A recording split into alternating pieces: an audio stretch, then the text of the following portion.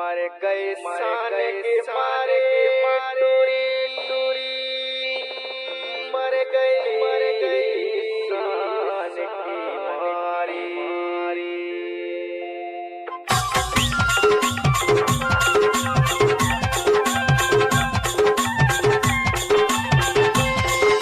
DJ Surendra Parsatola.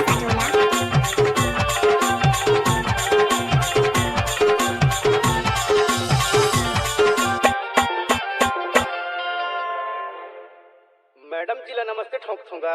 तहुला नमस्ते ठोका था जी, तहुला नमस्ते ठोका था। न वो जीन्स पहन की, टी शर्ट फंसा की, आँखी में चश्मा फंसा की, हाथ में घड़ी पहन की, कहाँ जाता वो? कहाँ जाता? आज नहीं जानस कागा, दिन शनिवार है, मवई के बाजार है, पान खाए बर जात होगा, घूमे बर जावत हो, नहीं जानस का? ऐसे डीजे सुरेंद्र परसाटोला।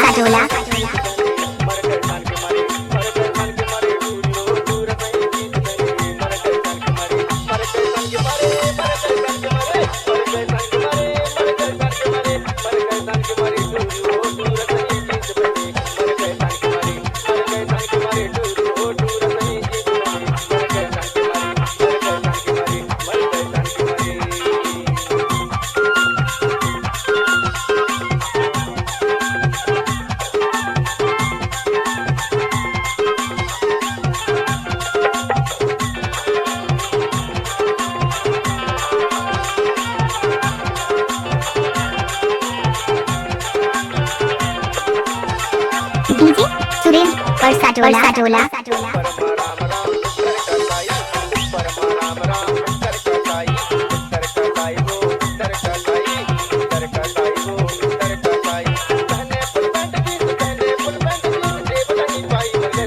डीजे सुरेंद्र परसाटोला।